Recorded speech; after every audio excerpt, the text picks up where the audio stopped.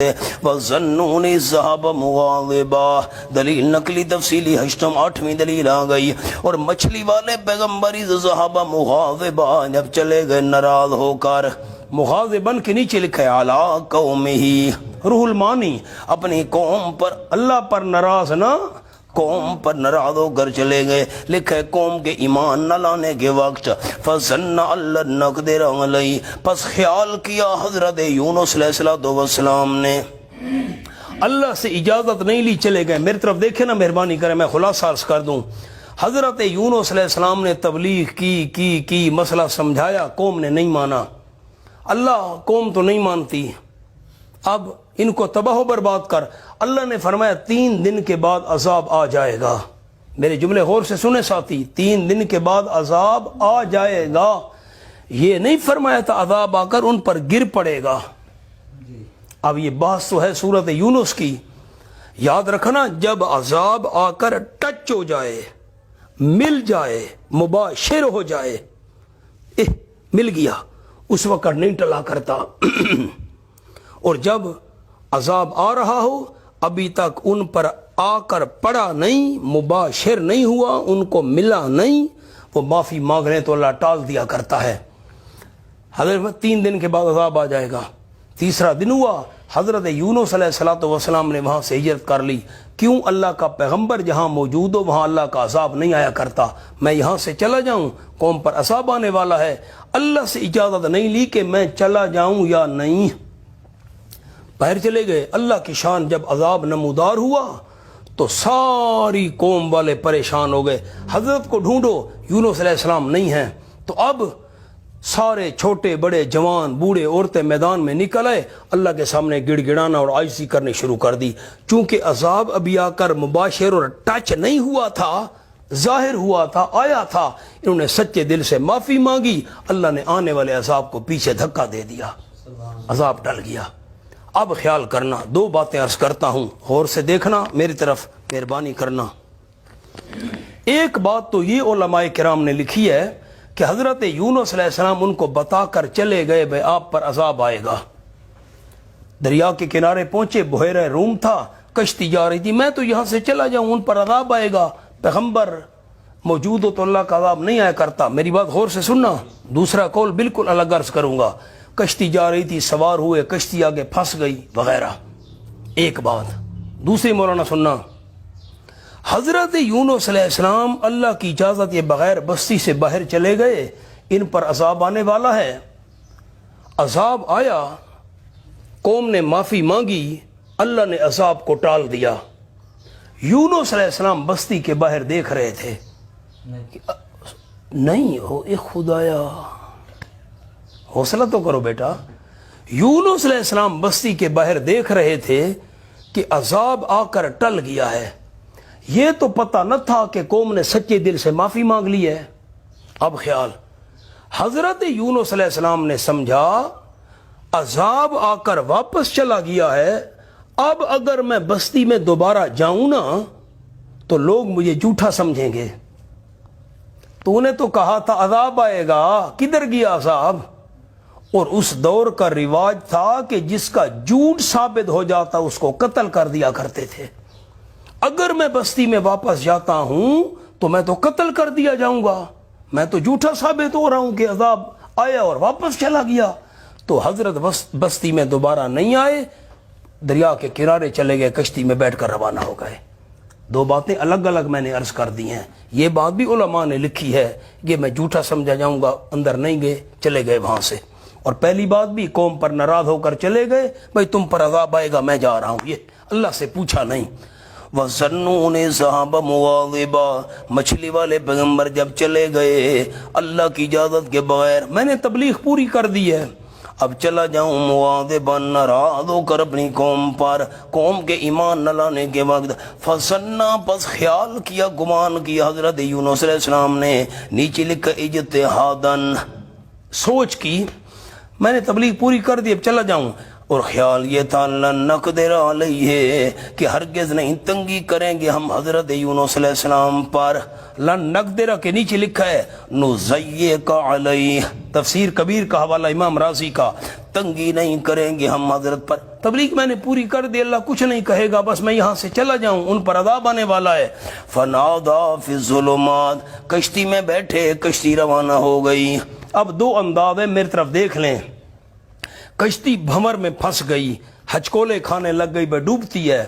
تو ایک قول تو یہ ہے علماء کرام کا, کشتی والوں نے کہا بھئی ہم پھنس گئے ہیں بھنور کے اندر, کشتی ڈوبتی ہے, کوئی شاید غلام اپنے آقا کی اجازت کے بغیر یہاں سے نکل کر آیا ہے اور کشتی میں بیٹھا ہے, قرآن اندازی کرو.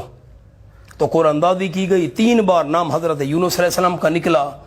دوسرا قول حضرت شیخ پنج پیر رحمۃ اللہ علیہ بیان فرماتے تھے کہ کشتی والوں نے کہا ایک بندے کا وزن زیادہ ہے, ایک بندے کا وزن زیادہ ہو گیا, اس کو ہم نے نکالنا ہے.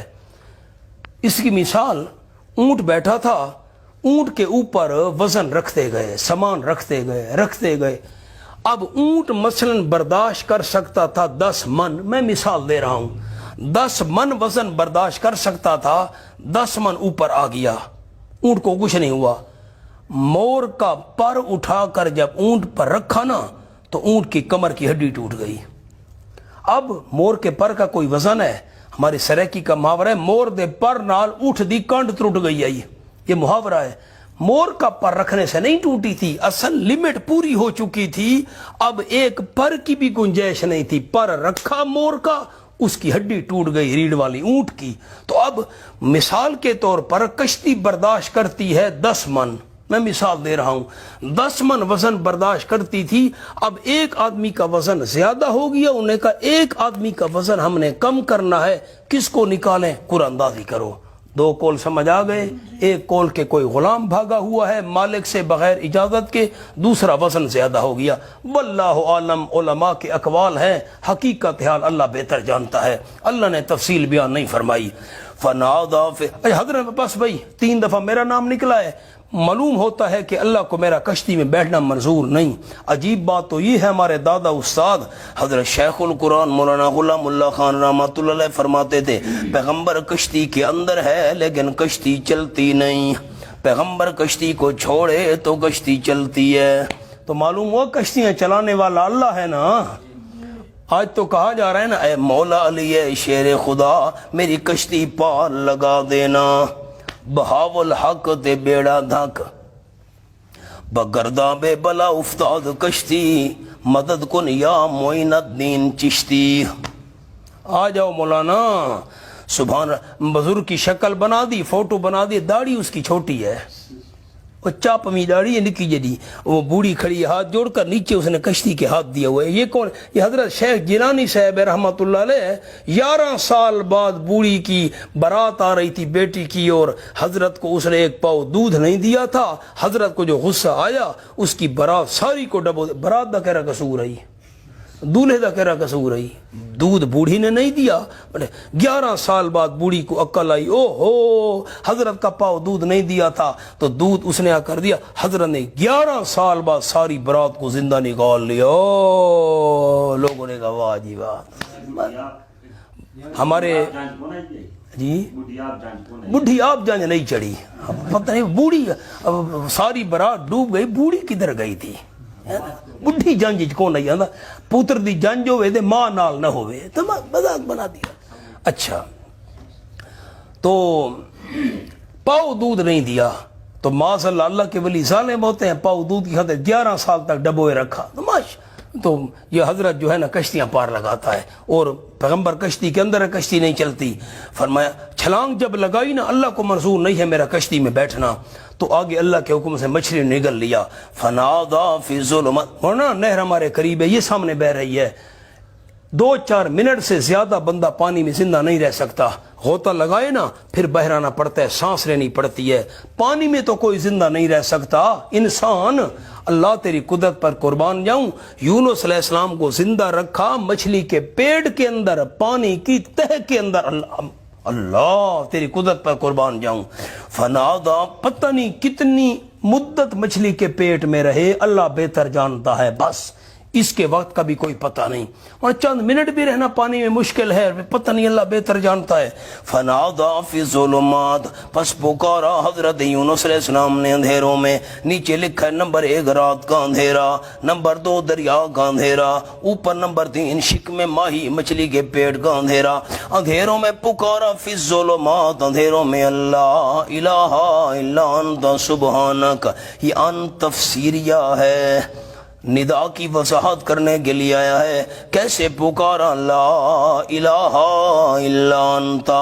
مولانا رئیس المفسرین حضرت مولانا حسین علی صاحب رحمۃ اللہ علیہ فرماتے تھے لا الہ الا اللہ کا معنی سمجھنا ہو تو یونس علیہ السلام کی دعا کو سمجھ لو۔ کیسے؟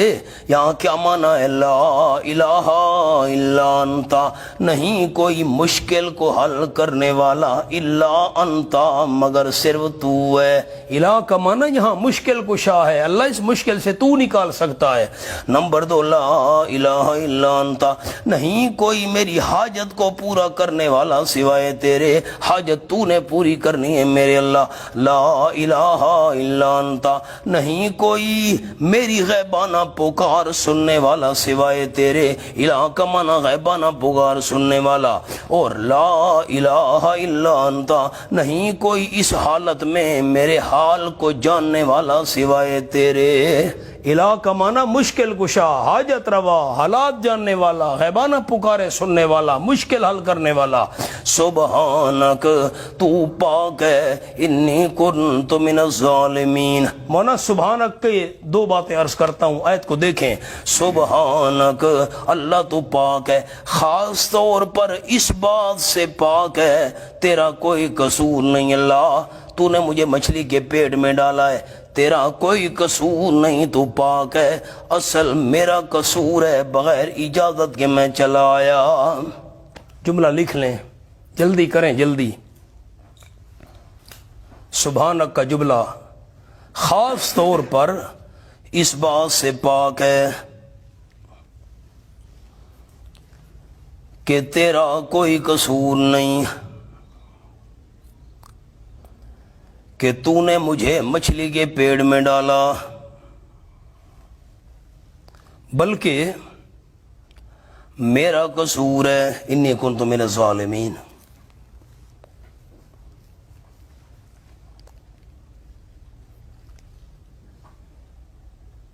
ایک اور جملہ عرض کرتا ہوں، لکھیں نمبر 2 جلدی کریں۔ تو اعتراضات سے پاک ہے۔ سبحانک کا کیا مطلب؟ تو اعتراضات سے پاک ہے۔ سبحان اللہ مولانا، بڑی قیمتی بات، سبحانک اللہ، تو اعتراضوں سے پاک ہے۔ کیا مطلب ہے؟ دشمنوں کو عیش دیے رکھے، دشمنوں کو آرام میں رکھے، اپنوں کو امتحانوں میں ڈال دے، تجھ پر اعتراض کوئی نہیں کر سکتا۔ تو اعتراضوں سے پاک ہے، نافرمانوں کو ڈھیل دے، مقربین کو آزمائش میں ڈال دے، تجھ پر کون اعتراض کر سکتا ہے؟ تو اعتراضوں سے پاک ہے۔ انی کنت من الظالمین، استغفار عنوان لکھا ہے، یقیناً ہوں میں اپنا نقصان کرنے والوں میں سے۔ نیچے لکھا ہے غلطی اجتہادی کرنے سے کہ بغیر اذن چلا گیا، اللہ میں اپنا نقصان کرنے والوں میں سے ہوں، مہربانی کر۔ فاستجبنا لہ، اور ظلم کا معنی کرتا ہوں، غور کریں، انی ظلم بمانا کمی۔ کھولو سورۃ الکہف، جلدی کریں جلدی جلدی۔ سورۃ الکہف، کلتا الجنتین آتت اکلہا ولم تظلم منہ شیئا، صفحہ ہے 607، سورۃ الکہف صفحہ 607، پہلی سطر۔ کلتل جنتین آتت اکلہا، دونوں باغوں میں سے ہر ایک باغ دیتا تھا میوہ اپنا، پھل اپنا پورا پورا، ولم تسلم منہ شیئا، نہیں کمی کرتا تھا اس میں سے ذرا برابر۔ ظلم بمانا کمی، ظلم بمانا کمی، اب مانا کرتا ہوں، انی کنت من الظالمین، یقیناً ہوں میں کمی کرنے والوں میں سے، مچھلی کے پیڑ سے نکلنے کے اسباب میرے کم ہیں، تو مہربانی کر۔ ظالمین سے مراد کمی کرنے والوں میں سے. فاستجبنا له ونجيناه من الغم، ہم نے قبول فرمائی دعا واسطے حضرت یونس علیہ السلام کے. ونجيناه من الغم، اور نجات دی ہم نے یونس علیہ السلام کو پریشانی سے. اللہ تیرا قانون یونس علیہ السلام پہ بند ہو گیا؟ فرمایا نہیں نہیں. وَكَذَلِكَ نُنْجِي الْمُؤْمِنِينَ، ہم اسی طرح نجات دیتے رہیں گے ایمان والوں کو. مولانا ایک جملہ تو عربی کا ہے، میں اردو میں آپ کو لکھوا دیتا ہوں، سامنے جملہ لکھ لیں. من الظالمین، اس سے مراد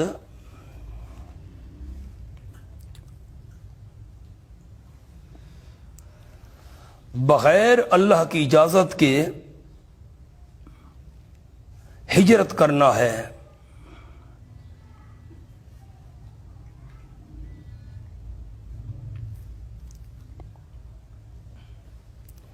یہ شرعی معنی میں نہیں، یہ شرعی معنی میں نہیں.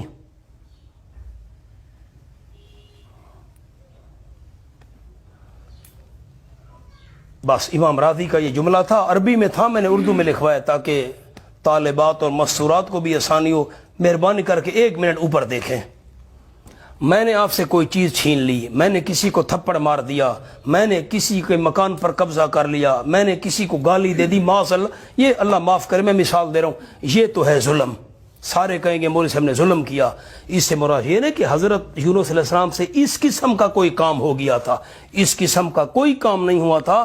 انی من الظالمین، میں ظالمین میں سے ہوں. کیا مطلب؟ کہ بغیر اللہ کی اجازت کے نکل آیا ہوں.